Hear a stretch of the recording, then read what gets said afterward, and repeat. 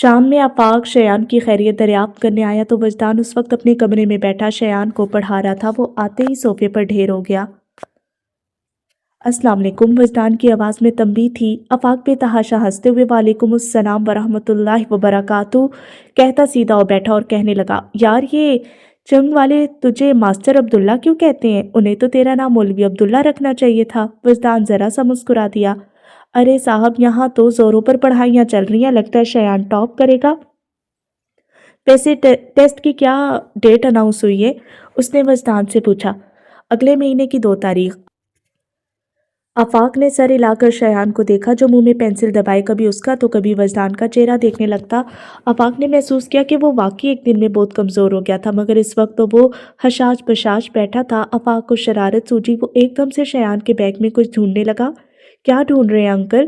بھئی تمہارے ابو کہہ رہے تھے تمہیں بخار ہے، پر مجھے نظر نہیں آ رہا، کہاں گیا؟ تم نے ضرور دوا کھا لی ہوگی، تبھی تو وہ بھاگ گیا۔ وہ ایسے تو نہیں بھاگا انکل، وہ تو ابو نے امی کی تصویر دے دی تو وہ امی کے ڈر سے بھاگ گیا۔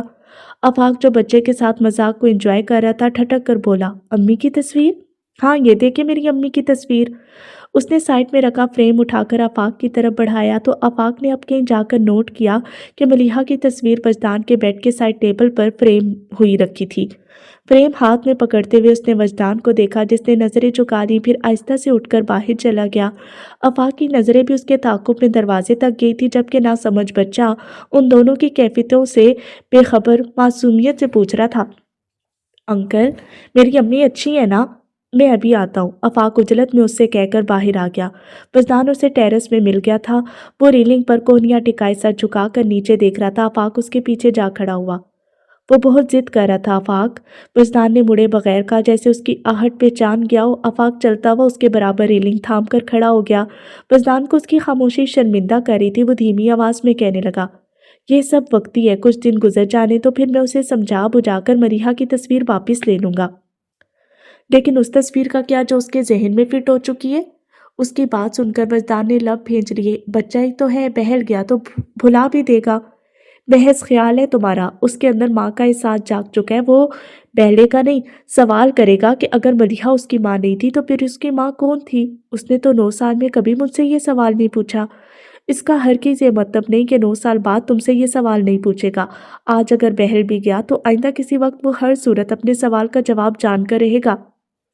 کہہ دوں گا ٹھیک ہوئی اور اس کی پیدائش کے وقت مر گئی۔ وجدان جھنجھلا کر بولا تھا۔ تمہیں لگتا ہے وہ یہ سن کر مطمئن ہو جائے گا؟ ہو جانا چاہیے، وہ سپاٹ لہجے میں بولا، لیکن ہوگا نہیں۔ وہ پوچھے گا اس کی ماں کس کی بیٹی تھی، کہاں رہتی تھی، کدھر دفن ہوئی، اور اگر تم اسے اس کی ماں کی شناخت نہ دے پائے تو وہ یقیناً اس تلاش میں چنگ والی کا رخ کرے گا۔ وہاں کے لوگ اسے اس کی شناخت تو نہیں بتا سکیں گے، لیکن شایان کو اس کی پہچان ضرور کرا دیں گے۔ تو کیا یہ بہتر نہیں کہ تم اسے خود ہی سچ بتا دو؟ ہماری سوسائٹی میں ایسے کئی بچے پیدا ہوتے ہیں جنہیں ان کی مائیں پولیتھین بیگ میں ڈال کر کچرے کے ڈھیر پر پھینک دیتی ہیں۔ ان میں سے کئی تو اپنے ماں باپ کے طفیل جرم میں بے گناہی میں سزائے موت پا جاتے ہیں، اور جو بچ جاتے ہیں آخرکار اس تلخ حقیقت کو قبول کر لیتے ہیں۔ ایک دن شایان بھی اس تلخ حقیقت کے ساتھ کمپرومائز کر لے گا۔ کمپرومائز؟ ہاں، وجدان نے طنز سے کہا، کمپرومائز کے اس تلاسے میں کتنا سچ ہے؟ جاننا ہو تو ریکارڈ اٹھا کر دیکھو، ایسے بچے آگے چل کر اینٹی سوشل ایکٹیویٹیز کا حصہ بن جاتے ہیں۔ میں نے عدالت کے کٹہرے میں کھڑے ایسے کئی مجرموں کے چہرے دیکھے ہیں جن کی کہانی کچرے کے ڈھیر سے شروع ہوتی ہے اور ختم یا تو جیل کی سلاخوں پر ہوتی ہے یا کسی پولیس والے کے ریوالور سے نکلی گولی پر، یا پھر وہ خود ہی اپنے ہاتھوں زندگی کا بوجھ اتار پھینکتے ہیں، اور جو اس کی ہمت نہ کر سکے وہ چرس اور افیون کا زہر رگوں میں اتارتے کسی گندے جوہر کے کنارے پڑے موت کے انتظار میں سسکتے رہتے ہیں۔ لیکن اس سب کے ذمہ دار صرف ان کے ماں باپ ہی نہیں ہے، میں بھی ہوں، تم بھی ہو، ہماری یہ سوسائٹی ہے جو ایسے لوگوں کو پروڈیوس کرتے ہیں جو گناہ کو عیب نہیں سمجھتے، اور پھر جب وہ اپنے ماتھے پر لگے راتوں کے گناہ کے سیاہ داغوں کو دن میں نیک نامی کی چادر سے ڈھک کر معصوم چہرہ بنائے انجان سے ہمارے درمیان اٹھتے بیٹھتے ہیں تو مزید معزز کہہ کر انہیں پھلنے پھولنے کا موقع دیتے ہیں۔ ہم میں سے کوئی راتوں کو جا کر کچرے کے ڈبوں کی چوکیداری نہیں کرتا تاکہ ان گناہ گاروں کو دوسرے گناہ سے روکا جا سکے، لیکن صبح جب چوہے ان معصوم بچوں کے نرم گوشت کتر چکے ہوتے ہیں، کتے رات بھر میں انہیں بھمبور ڈالتے ہیں، تو پورا محلہ گہری نیند سے جا کر ان مسخ شدہ لاشوں کے آخری دیدار کو آ پہنچتا ہے۔ پھر बड़े एहतमाम से उनकी तदफीन होती है और अगर कोई बदनसीब नोकीले दांतों की काट सह गया हो तो उसके मरहम भी की जाती है ताकि वो जिंदा रहकर जिंदगी भर ये ताना सुने कि उसे डूब मरना चाहिए। हर एक बेगुनाह चेहरे के पीछे दो गुनाहगार चेहरे छुपे होते हैं, मगर बेगुनाह तो चलते फिरते नजर आते हैं, लेकिन गुनाहगारों की दो गुना अक्सरियत कहाँ चली जाती है? वो माथे पर सलवटे लिए सवाल कर रहा था, लेकिन जवाब खुद उसके पास भी नहीं था। उसने अपने लब भेजते हुए आफाक के चेहरे से नजरें हटा ली, फिर यूं बोला जैसे खुद कलामी कर रहा हो। अल्लाह कहते हैं बाप का किया औलाद से नहीं पूछा जाएगा, लेकिन इंसान औलाद से माँ बाप के अमाल का हिसाब लेता है और फिर सजा भी सुनाता है। तो क्या अल्लाह का अदल नाकिस है या हमारे इंसाफ के पैमाने उसके पैमानों से बेहतर है?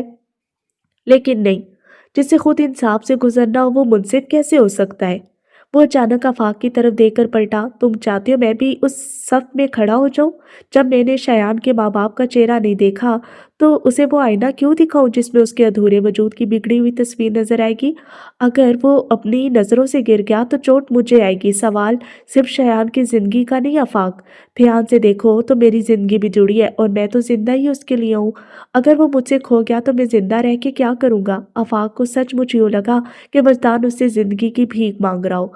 वो सर झुका कर रह गया, फिर पलट कर जाने लगा, लेकिन चंद कदम चल कर ही वो अचानक मुड़कर वजदान को देखने लगा जो साकित नजरों से उसे देख रहा था। फिर हमवार लहजे में कहा, इस बार मैं तुम्हें कुछ खोने नहीं दूंगा। उसकी आंखों में ख्याल की परछाई थी। जब उसने सुमेरा को अपना ख्याल बताया तो वो हैरत से उसे देखती रहेगी। मुझे हैरत हो रही है आफाक, आप दोस्ती में इतना आगे निकल गए हैं कि आपको ये भी याद नहीं रहा कि मलिहा से आपका भाइयों जैसा रिश्ता था और किसी भाई को जेब नहीं देता कि वो अपनी बहन के बारे में ऐसी बात करे।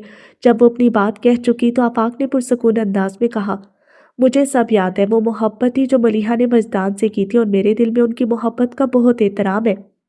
जब किसी का इतना एहतराम कर लिया जाए तो इंसान उसके सामने बेबस हो जाता है। तुम यकीन करो, मैं वजदान के सामने उतना ही बेबस हूँ। कहने को वो मेरा दोस्त है, मगर मैं उसके सामने इनकार की जुर्रत नहीं कर सकता। अब तुम उसे चाहो जो भी कहो। फिर उसे गुमसुम देखकर पूछा, चुप क्यों हो गई? वो धीमे लहजे में बोली, आपने बात ही ऐसी कह दी है, कोई कुछ कह नहीं सकता। सुमेरा के चेहरे से फिक्रमंदी झलक रही थी, लेकिन मुझे नहीं लगता कि अब्बा और चाचू वजदान का ऐसा लिहाज करेंगे। अगर हम दोनों मिलकर उन्हें समझाने की कोशिश करें तो शायद बात बन जाए। मलिहा के हवाले से उनके दिल वजदान के लिए बहुत गदाज है।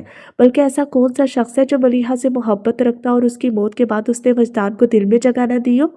फिर सिर्फ हम दोनों क्यों? फोन करके सबको बुलवा लेते हैं। हम तमाम कजन्स का रिश्ता मलिहा के साथ एक जैसा है, इसलिए उन्हें साथ मिलाना आसान होगा। फिर अम्मी, चची और फूफो को हम ख्याल बनाकर अब्बू और चाचू से बात करेंगे तो उन्हें मनाना कदरे आसान हो जाएगा। वैसे तुम्हारा आइडिया है तो ज़बरदस्त, जाओ जाकर फ़ोन लेकर आओ। मैं अभी जुनैद को फ़ोन करके कह देता हूँ पहली फ़्लाइट से गौहर और फूफो को साथ लेकर कराची आ जाए। उसके बाद हम साइमा और उस्मा को भी बुलवा लेंगे। ठीक है, पर समद और ज़ारा से आप आज ही बात कर लें, वो कहकर फ़ोन लाने के लिए उठ गई।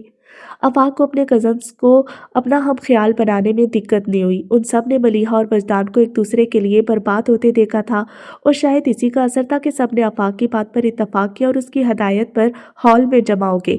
फिर आफाक, समद और जुनैद जाकर बड़ों को उनके कमरों से बुला लाए। उन्होंने जो हॉल में मजमा लगा देखा तो हैरत से एक दूसरे को देखा। क्या बात है आफाक, सब ठीक तो है ना? मुनीर हसन उलझ से गया। आफाक ने कहना शुरू किया, असल में बात यह है पापा कि मैं इतने सालों से वजदान के घर वालों से अपना और मलिहा का रिश्ता छुपा कर रखा, इसीलिए वो मलिहा की मौत के बारे में भी कभी ना जान सके और अब उनकी बेखबरी कन्फ्यूजन पैदा कर रही है। कैसी कन्फ्यूजन? उसकी अम्मी ने टोका। मलिहा के जीने मरने से तो पहले भी उनका कोई ताल्लुक नहीं था और अब तो उनका बेटा लौट आया है।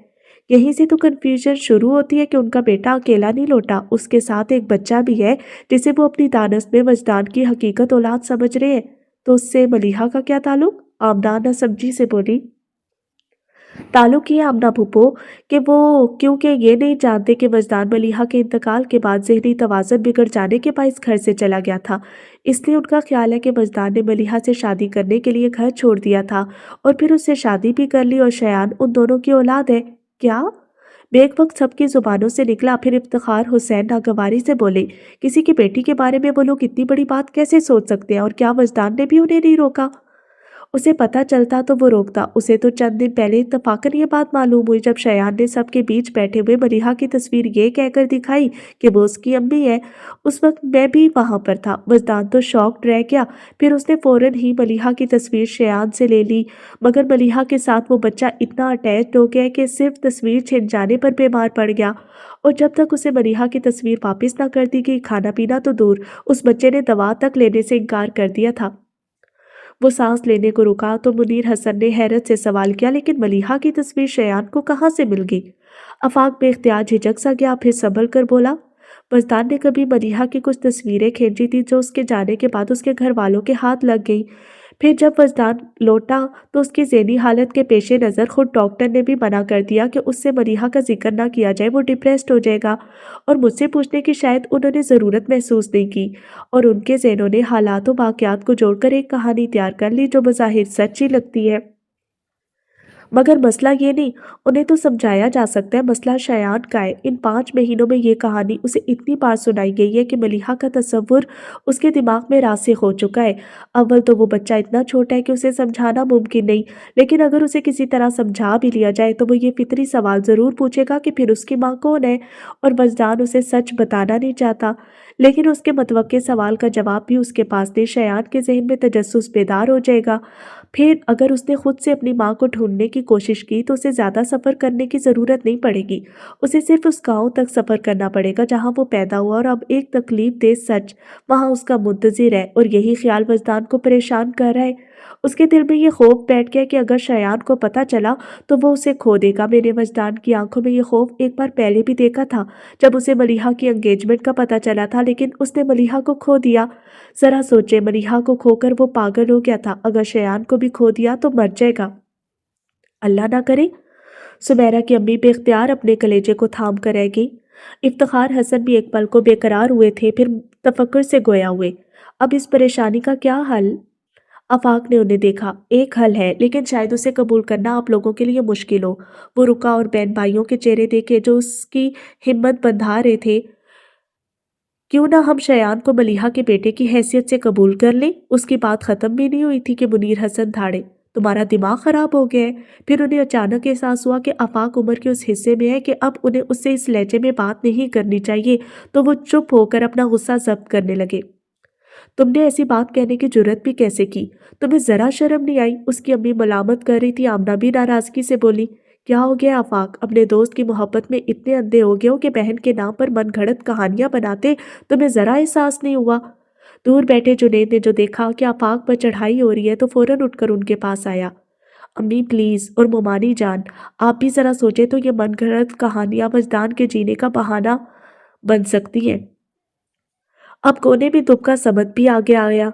शयान की जिंदगी को भी रुख मिलेगा, और चाहे हमारा उससे कोई ताल्लुक ना हो, पर वो एक मासूम बच्चा है। उसकी गर्दन के गिर्द किसी तल्ख हकीकत का फंदा कस के हमें क्या मिल जाएगा?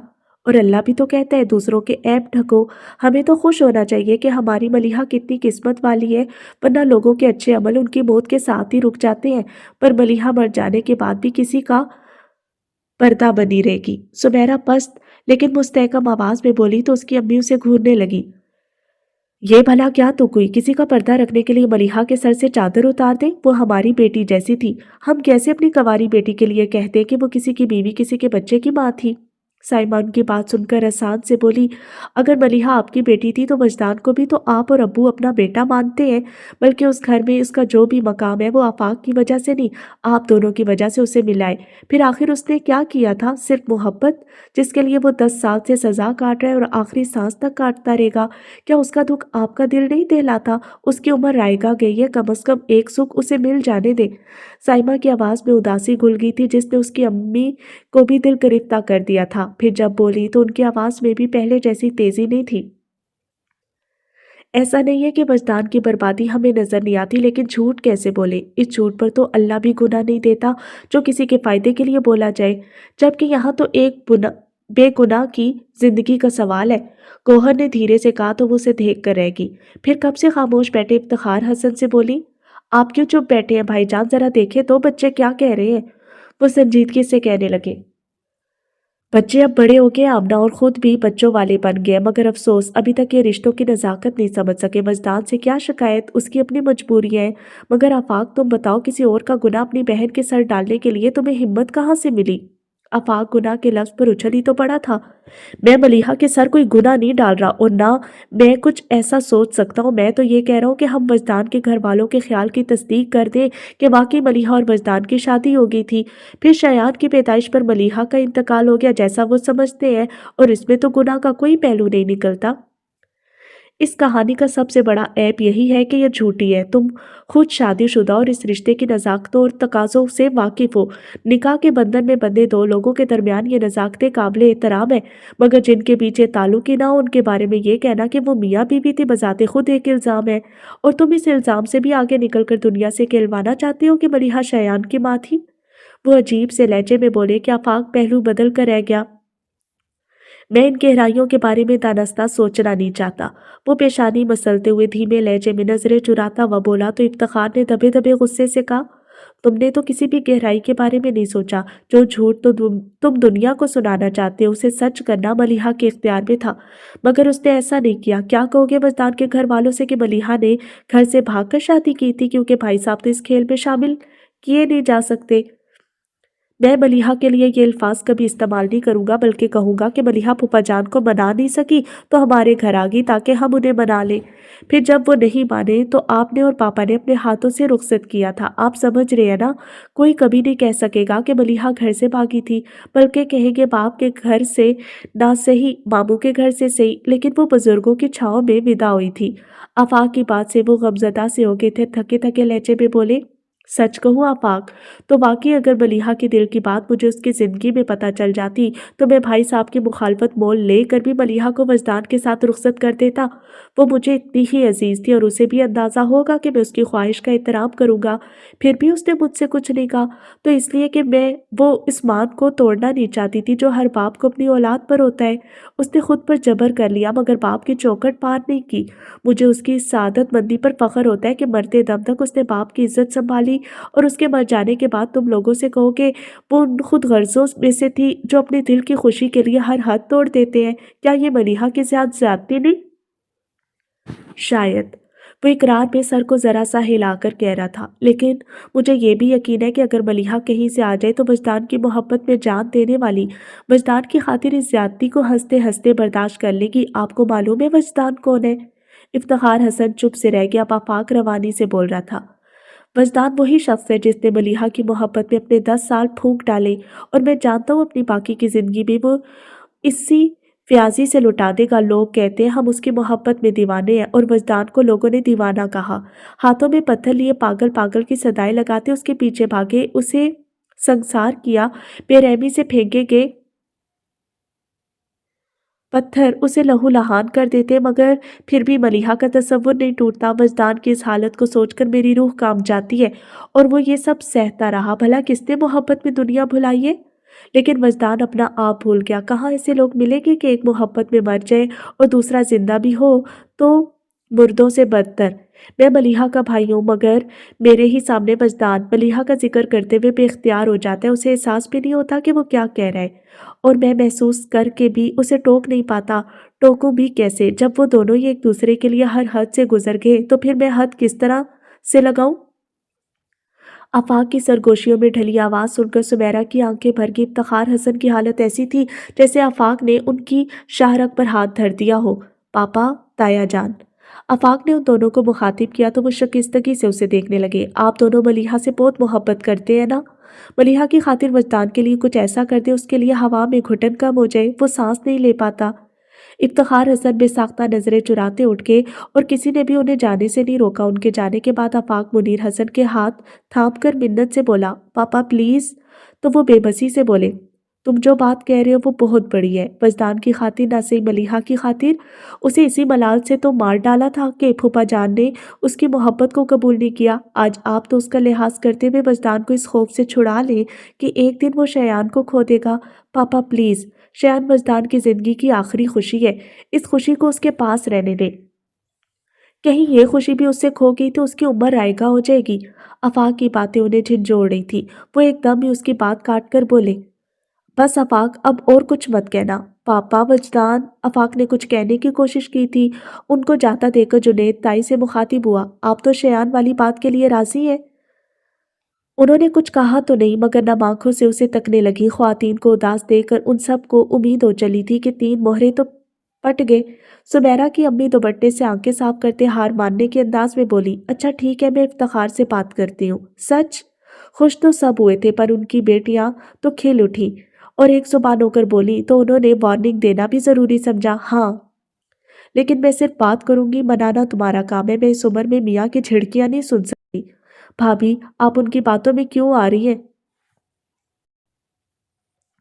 बस आमना, रहने दो, वो आजिज़ी से बोली। मलिहा मर चुकी, मगर वजदान जिंदा है। अगर एक झूठ उसके दिल को तसल्ली दे सकता है तो क्या गलत है?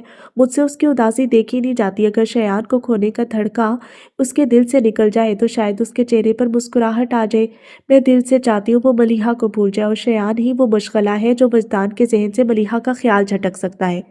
भाभी, क्या हो गया है? अब क्या? आफाक की अम्मी उनसे उलझी। फिर तीनों में धुआंधार बहस छिड़ गई। काम बन गया था। वो सारे एक दूसरे को इशारे करते उठ गए। सुबह नाश्ते की तैयारी के दौरान सुमेरा और उसकी बहनें सुमेरा की अम्मी से रिपोर्ट ले रही थीं। आपने अब्बू से बात की? सुमेरा ने पूछा तो वो मुंह बनाकर बोली, कहाँ, मेरे कमरे में जाने से पहले ही वो सोने के लिए लेट गए थे। फिर जोर से मगर राजदारी के अंदाज में कहने लगी, तुम्हारी चची तो रात में मान गई, लेकिन आमना अभी तक टिकी हुई है। असल मसला है भी उन्हीं बहन भाइयों का।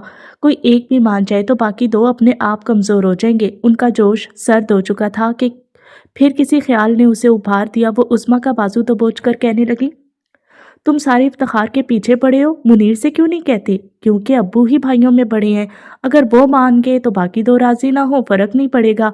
वो कभी अब्बू के फैसले के आगे नहीं बोलेंगे। उस्मा कहकर तायद चाहने के अंदाज में अपनी बहनों को देखने लगी तो सब ने उसकी तायद की। साइमा की नजरें किचन की खिड़की से बाहर की और वो सुमेरा का कंधा हिलाकर बोली, सुमेरा, अबू नाश्ते के लिए आ गए या आफाक किधर है? सुमेरा ने फौरन खिड़की से बाहर देखा। इफ्तिखार हसन डाइनिंग टेबल की चेयर घसीट कर बैठ रहे थे। कुछ देर गुजरी तो मुनीर हसन और समद साथ साथ ही आकर बैठ गए। माहौल में तनाव महसूस किया जा सकता था। हर कोई गिरदो गिरदो पेट से नजर चुराए खामोशी से नाश्ता कर रहा था। मुनीर हसन और इफ्तिखार हसन को अंदाजा था कि वो तीनों रात वाला टॉपिक दोबारा जरूर शुरू करेंगे। इस टॉपिक से बचने के लिए ही वो अपने बेटों की तरफ देखने से भी गुरेज कर रहे थे। ताया जान, आपने क्या सोचा? किस बारे में? उन्होंने तजाहिल आरफाना बरता। वही जो रात में बात हुई थी। इफ्तिखार हसन कप टेबल पर रखकर बरहमी से बोले, वो बात ऐसी नहीं थी कि उसके बारे में सोचा जाए। हमें आपसे इजाजत चाहिए मामू जान, और अगर आप सोचेंगे नहीं तो हमें इजाजत कैसे देंगे? जुनेद के लहजे में इसरार था। इफ्तिखार हसन की तेवरियां चढ़ गईं।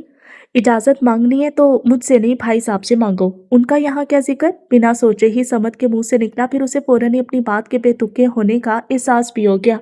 इफ्तिखार हसन उसकी बात सुनकर बोले, मलिहा उनकी बेटी थी, और अगर कल तुम किसी को मलिहा की औलाद कहते हो तो ये उनके खून में मिलावट के बराबर है। जिस पर एतराज वो ही करेंगे, मैं नहीं। हस्बे नस्ब खानदानी वरासत होती है जिसे यूं ही नहीं बांटा जाता। वजदान अगर शयान को अपनी वल्दियत दे रहा है तो ये उसकी मर्जी है। फिर वो ऐसा अपने वालिदैन के इल्म में लाए बगैर कर रहा है।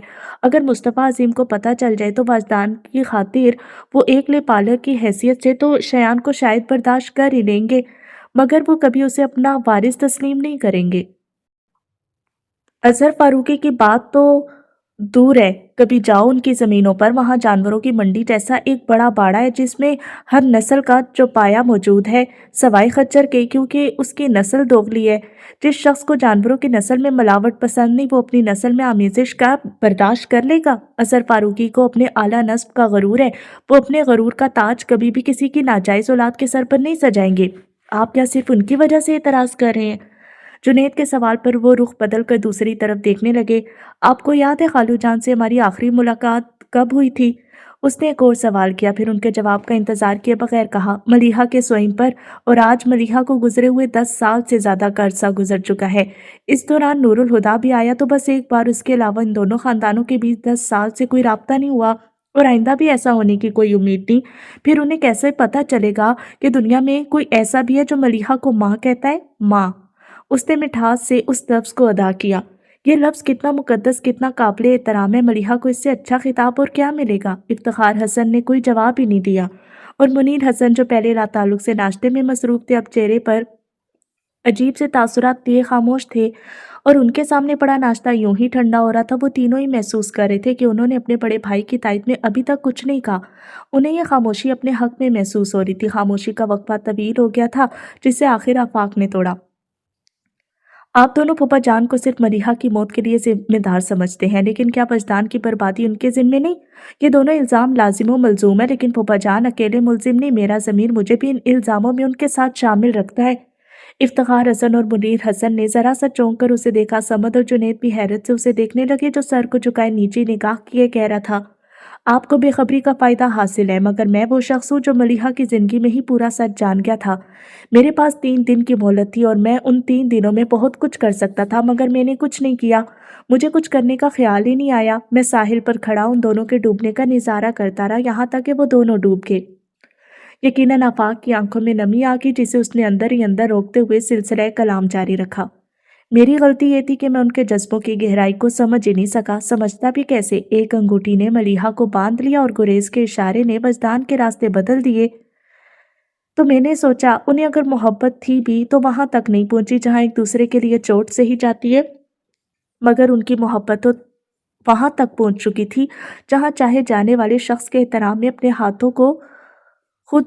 हाथों खुद मिटा दिया जाता है। वजदान मलिहा के लिए मिटता रहा और मलिहा नूरुल हुदा के लिए मिटते मिटते वजदान के लिए मिट गई। वो अपने आप इस मुनव्वर में से नहीं निकल सकते थे। उन्हें किसी तीसरे की जरूरत थी जो उन्हें इस मुनव्वर से निकालता, मगर मैं वो तीसरा शख्स कैसे बनता? ना कोई तराप, ना कोई वादा, महज चंद मुलाकातें और कोई अपनी जिंदगी खैरात कर दे।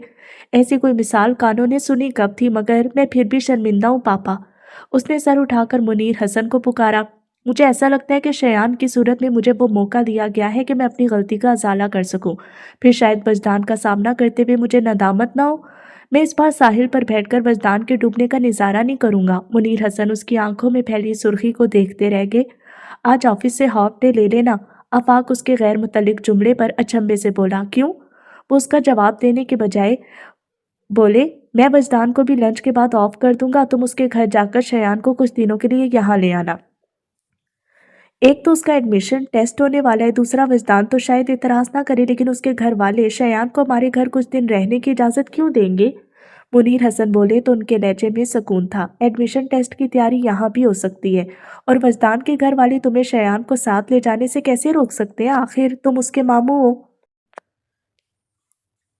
जब उसकी बात आफाक की समझ में आई तो वो, समद और जुनैद एक दूसरे को देखकर मुस्कुराने लगे। सुमेरा के होंठों पर भी आसूदा मुस्कुराहट आ गई थी, मगर इफ्तिखार हसन फौरन उसे टोकते हुए बोले, मुनीर हसन। लेकिन उनकी आवाज़ में तेजी नहीं, हैरत भरा इस्तफसार था।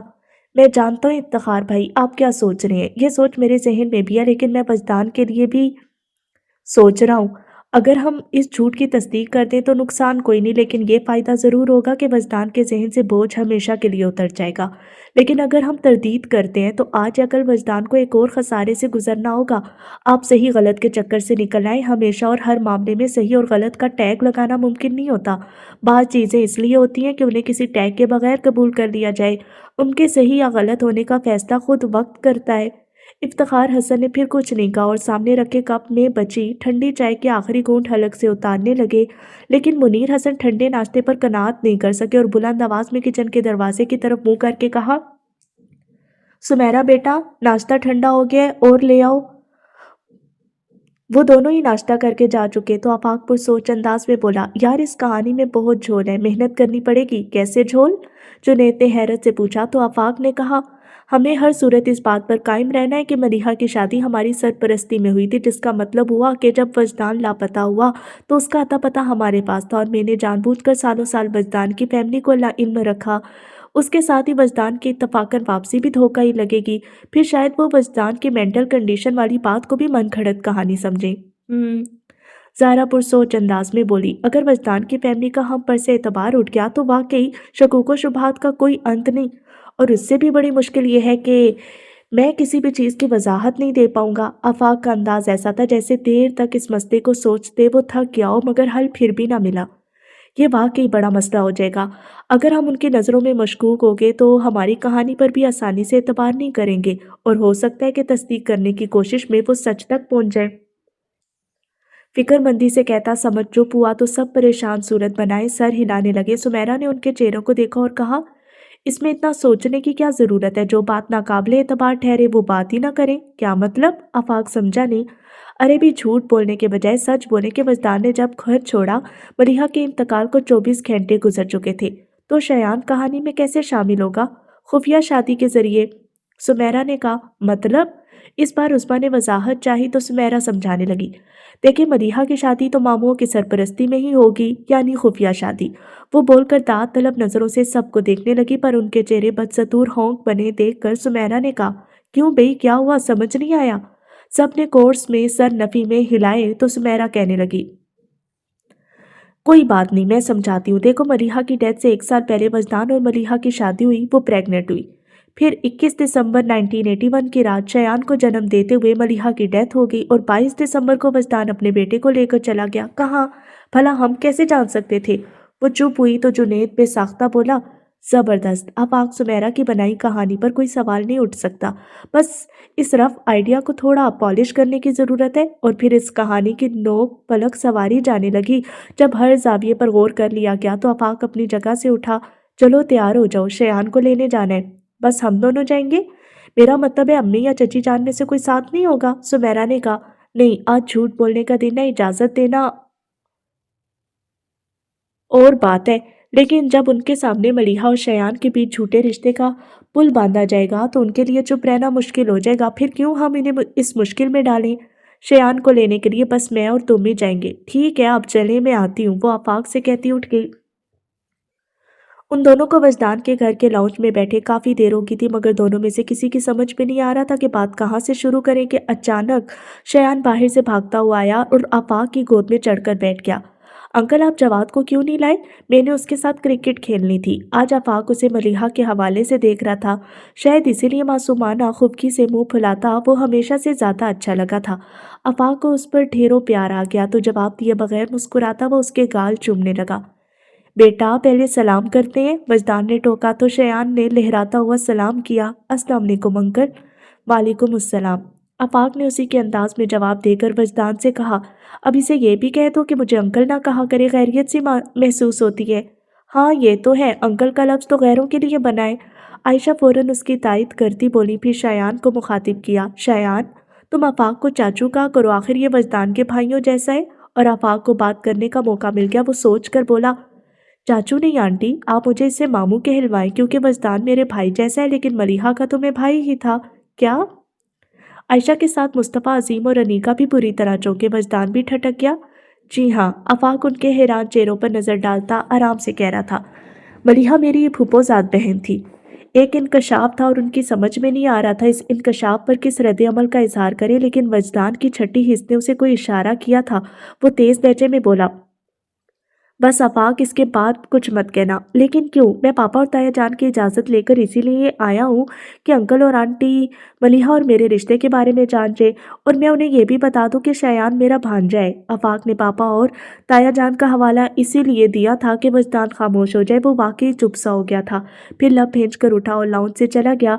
आफाक उसे जाते हुए देख रहा था, मगर वो उसके पीछे नहीं जा सकता था, क्योंकि मुस्तफ़ा, अजीम हैरत से संभल कर सवालों का सिलसिला शुरू कर चुके थे और आफाक को उनकी तरफ मतवज्जे होना पड़ा, जो कह रहे थे, मलिहा तुम्हारी कज़न थी, इतनी बड़ी बात तुमने हमसे छुपा कर रखी क्यों? क्योंकि वजदान गुमशुदा था और आप उसकी गुमशुदगी का ताल्लुक मलिहा से जोड़े थे। अगर उस वक्त मैं कहता कि मलिहा मेरी कज़न थी तो बदमज़गी ज़रूर होती, मगर अब हालात में ठहराव आ चुका है, फिर वक्त भी इतना बीत चुका है कि इस बात को जाहिर कर देने में अब कोई हर्ज नहीं। मुस्तफ़ा अजीब लब भेंचने लगे, फिर मशकूक अंदाज में देखते हुए बोले, मलिहा तुम्हारी कज़न थी और वजदान दोस्त, और जहाँ तक मेरा अंदाज़ा है तुम इनके राजदार थे। सच बताना आपाक, क्या वजदान ने घर से जाने के बाद तुमसे कभी कांटेक्ट नहीं किया? नहीं, लेकिन आपका ये अंदाज़ा दुरुस्त है कि मैं इन दोनों का राजदार था। ऐसा कैसे हो सकता है? उन्होंने उसकी लाइल्मी को रद्द कर दिया। मलिहा को तुम बहन कह रहे हो और दोस्त, चाहे कितना ही काबिल एतबार हो, कोई गैरतमंद शख्स अपनी बहन दोस्त के हवाले नहीं कर सकता जब तक वो उसके निकाह में ना आ जाए। और उसके बाद भी वजदान ना सही, मलिहा तो तुमसे रब्ता करती रही होगी। अफाक ने उन्हें इत्मीनान से अपनी बात कहने का मौका दिया। फिर जब वो चुप हुए तो कहा, अब भी आपके सारे अंदाजे दुरुस्त हैं, मगर एक बात की तस्दीक कर लीजिए कि वजदान ने घर से जाने के बाद मलिहा से शादी नहीं की थी, बल्कि जिस वक्त उसने घर छोड़ा उस वक्त तक मलिहा की डेथ हो चुकी थी। क्या? हैरत के एक और झटके ने उन्हें हिला कर रख दिया। आफाक उसी संजीदगी से कहता रहा, आपको शायद याद हो, जिस रात वजदान ने घर छोड़ा उस दिन मैं सुबह वजदान को लेने आया था और आपके पूछने पर बताया था कि पिछली रात मेरी कज़न की डेथ हो गई और मैं वजदान को जनाजे में शिरकत के लिए ले जा रहा हूँ। वो रुका, फिर कहा, वो कज़न मलीहा थी। मुझे समझ नहीं आ रहा तुम क्या कह रहे हो। आयशा बुरी तरह उलझ रही थी। आफाक उन्हें देखकर कहने लगा, ठहरें, मैं आपको शुरू से बताता हूँ। मलीहा की डेथ से तकरीबन 1.5 साल पहले इन दोनों की मुलाकात हुई थी और चंद मुलाकातों में इन्होंने शादी का फैसला कर लिया। लेकिन जब मलीहा ने अपने बाबा जान से बात की तो वो चिरागपा हो गए। मलीहा ने उन्हें मनाने की हर मुमकिन कोशिश की, लेकिन वो किसी सूरत इस रिश्ते पर तैयार नहीं हुए और मलीहा के लिए वजदान को भूलना नामुमकिन था। बात इतनी बड़ी कि मलीहा एहतजाजन घर छोड़कर हमारे घर आ गई। उसका ख्याल था कि इकलौती बेटी की जुदाई पर उनका दिल पसीज जाएगा, मगर उनका गुस्सा और भी बढ़ गया और उन्होंने मलीहा को अपनी जिंदगी से ही बेदखल कर दिया। अब मलीहा वापस नहीं जा सकती थी। इन हालात में उससे बेहतर फैसला कोई नहीं था कि मलीहा की वजदान के साथ शादी कर दी जाए। फिर मेरे पापा और ताया ने मलीहा के सरपरस्तों की हैसियत से उसे वजदान के साथ रुखसत कर दिया।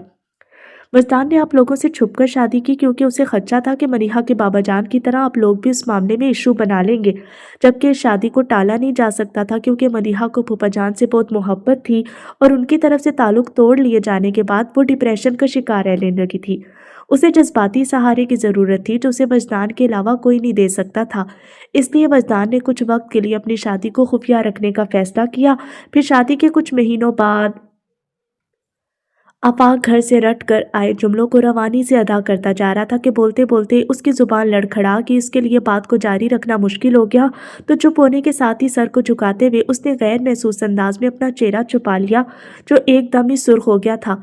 सुमेरा भांप चुकी थी कि ये गैरत की सुर्खी है। वो ये भी जानती थी कि आपाक की जुबान किस बात ने पकड़ ली है, इसलिए उसके चुप होते ही सुमेरा ने बोलना शुरू कर दिया। जब मलीहा उम्मीद से हुई तो वजदान को लगा कि उसे शादी का ऐलान कर देना चाहिए, मगर फिर भी उसमें इतनी जुर्रत नहीं थी कि अचानक एक दिन मलीहा को आपके सामने ले आता। फिर उसने सोचा कि एकदम धमाका करने के बजाय वो पहले आप लोगों को इस बात के लिए राज़ी कर ले कि आप उसकी शादी मलीहा के साथ करने पर तैयार हो जाएं। फिर वो आपको बता देगा कि वो शादी कर चुका है। लेकिन उसकी तवक्को के ऐन मुताबिक आंटी ने मलीहा को कबूल करने से इनकार कर दिया। अब वजदान दोहरे अज़ाब में गिरफ्तार था। एक तरफ उसे आपको मनाना था, दूसरी तरफ मलीहा की तबीयत खराब रहने लगी। वजदान के लिए उसे संभालना मुश्किल हो गया था और वो चाहता था कि फिलफौर उसे घर ले आए ताकि 24 घंटे उसके पास रह सके, मगर उसकी नौबत ही नहीं आई। जिस रात शयान पैदा हुआ मलीहा की तबीयत अचानक ही बिगड़ गई थी। उसे अस्पताल लेकर गए, लेकिन सुमेरा ने दानस्ता बात अधूरी छोड़ दी। मुस्तफ़ा अजीम होंठों पर मुट्ठी जमाए खामोश बैठे थे और आयशा मुस्तफ़ा पुरनम आंखों के साथ बोली, तो ये वजह थी। मैं अक्सर सोचती कि मैंने तो वजदान से कह दिया था कि मलीहा से शादी कर ले, फिर वो क्यों चला गया। आज पता चला मैंने इजाज़त देने में देर कर दी। मैंने उस वक्त उसे मलीहा से शादी करने की इजाज़त दी जब वो मलीहा को दफना कर आ रहा था। उफ मेरे अल्लाह। उन्होंने कर्ब से आंखें भींच ली और आंसू टिप टिप उनके गालों पर बहने लगे। कैसे बर्ची की तरह मेरे लफ्ज़ वजदान के सीने के आर पार हुए होंगे। कैसी माँ हूँ उसकी हालत नहीं पहचान सकी। मुझे आज भी याद है उस रात वजदान अपने हवासों में नहीं लग रहा था कि खुद से बिछड़ गया था, टूट रहा था वो, और मैंने उसे रेजा रेजा कर दिया। काश मुझे पहले पता चल जाता तो मलीहा को खुद जाकर घर ले आती, अपने हाथों से उसका ख्याल रखती। भला वजदान उसे इस हालत में कहाँ संभाल पाता होगा। फिर वो आंसू पोंछती मुस्तफ़ा अजीम से बोली, याद है मुस्तफ़ा साहब, मलीहा के इंतकाल से कुछ महीने पहले वजदान ने अचानक घर से बाहर रहना शुरू कर दिया था। ऑफिस भी नहीं जाता था। सुबह का निकला आधी रात के बाद घर में घुसता था और हम नाराज़ होते थे। अब समझ आया उसकी बीवी माँ बनने वाली थी, फिर वो कैसे घर और ऑफिस की परवाह करता। उसका ध्यान तो मलीहा में अटका रहता होगा। फिर जैसे उन्हें किसी बात का ध्यान आया तो उन्होंने पुकारा, अनीका। जी अम्मी, वो चौंक कर बोली, तुमने बताया था कि वजदान के जाने से 2-3 दिन पहले जब उसका एक्सीडेंट हुआ था मलीहा वजदान से मिलने घर आई थी। वो उनकी बात का मफहूम समझकर सहमी आवाज में बोली, जी बताया था। आयशा मुस्तफ़ा के तेवर बिगड़ गए। मगर तुमने ये नहीं बताया कि मरीहा पूरे दिनों से थी। आफाक और सुमेरा उनकी बात सुनकर घबरा गए। आफाक के जहन से ये बात ही महू हो चुकी थी कि अनीका की मरीहा के साथ एक छोटी सी मुलाकात हुई थी और अब उसे लग रहा था उसका भांडा फूटने वाला है। और शायान का भी। वो सटपटाई नजरों से अनीका को देखने लगा, मगर आफाक को ये देखकर हैरत हुई कि अनीका उससे भी ज्यादा बुरी तरह सटपटाई हुई थी। तेजी से पलकें झपकती वो बार बार कुछ कहने के लिए मुंह खोलती, लेकिन कोई जवाब जैसे बन ही नहीं पा रहा था। بولو انیکا، اب چپ کیوں ہو؟ جواب دو۔ اس کی چپ سے جھنجھلا کر مصطفیٰ عظیم بولے تو ان کی آواز میں دبا دبا غصہ تھا۔ انیکا روحان سی ہوگی؟ کیا بولوں ابو، جب میں نے کچھ محسوس ہی نہیں کیا تھا؟ آفاق کا دل اچھل کر حلق میں آ گیا۔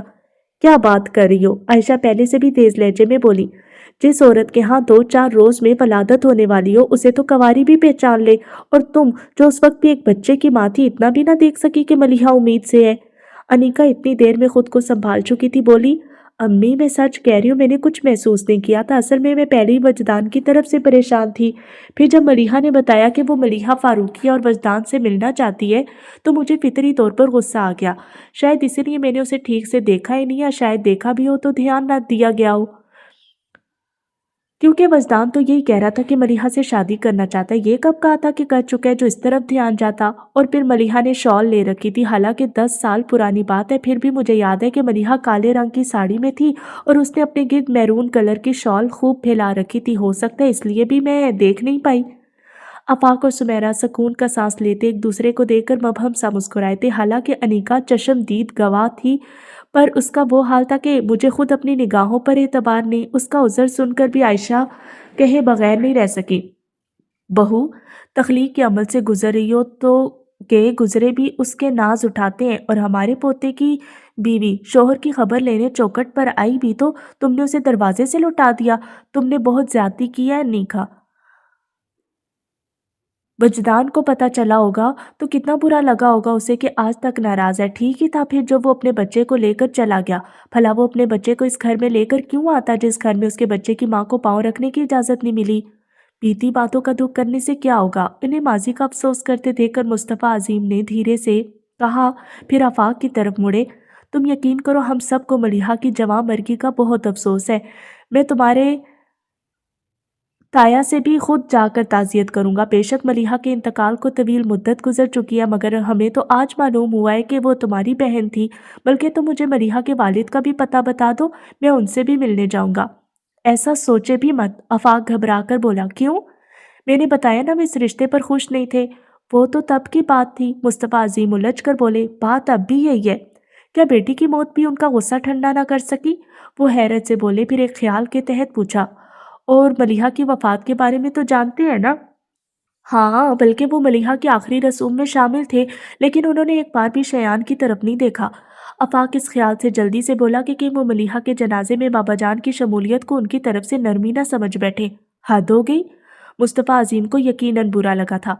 ٹھیک ہے، بچوں سے غلطی ہو گئی تھی، مگر اب تو انہیں معاف کر دینا چاہیے۔ پھر جب بیٹی ہی نہیں رہی تو ناراضگی کس بات کی؟ آپ نہیں جانتے انکل، پھوپھا جان کی سخت مزاجی بے مثال ہے۔ اگر وہ اتنی ضدی نہ ہوتے تو ملیحہ ان کی مرضی کے بغیر شادی کیوں کرتی؟ اور آپ کو کیا لگتا ہے کہ ملیحہ نے ان کے بعد انہیں منانے کی کوشش نہیں کی؟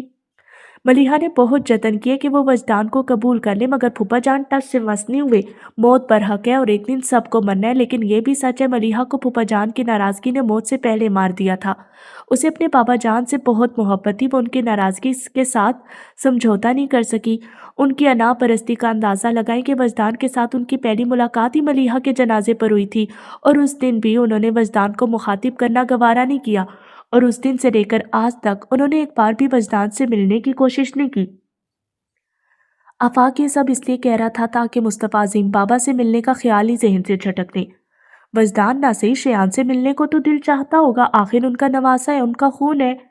دل چاہتا تو کبھی ملنے نہ آتے۔ آفاق کی بات نے انہیں چپ ہونے پر مجبور کر دیا تھا۔ پھر آزردگی سے بولے، اگر غلطی ہوئی بھی تھی تو ملیحہ اور وجدان سے ہوئی تھی، پر سمجھ نہیں آتا اس بچے کو کس چیز کی سزا مل رہی ہے کہ وہ سارے رشتوں سے دور رہے۔ مجھ سے پوچھتا ہے زاور اور مناہر تو ہمیشہ سے آپ کے ساتھ رہتے ہیں، میں کیوں نہیں رہتا تھا؟ کبھی جو دونوں اپنے نانا کے گھر چلے جائیں تو یہ ضد کرنے لگتا ہے کہ مجھے بھی نانا کے پاس جانا ہے۔ اب میں اسے کیسے سمجھاؤں کہ اس کی قسمت میں ادھورے رشتے ہیں؟ معصوم بچے کا ذہن الجھنوں کا گڑھ بن کر رہ گیا ہے۔ ان کی بات سن کر آفاق نے عجیب سے لہجے میں کہا، میں اسے رشتے ہی دینے آیا ہوں۔ پھر وہ کچھ دور بیٹھے شیان سے بولا، نانا کے گھر چلو گے؟ شیان کا ذہن آس پاس ہو رہی بات چیت کو یاد کرنے اور اس سے نتیجے اخذ کرنے میں لگا تھا۔ وہ فوری طور پر کچھ نہیں بولا تو آفاق اسے ہاتھ پکڑ کر پاس بلاتے ہوئے بولا، تمہیں امی کی تصویریں دیکھنا اچھا لگتا ہے نا؟ شیان نے زور زور سے سر ہلایا تو آفاق نے جیسے اسے لالچ دیتے ہوئے کہا، میرے پاس تمہاری امی کی بہت ساری تصویریں ہیں۔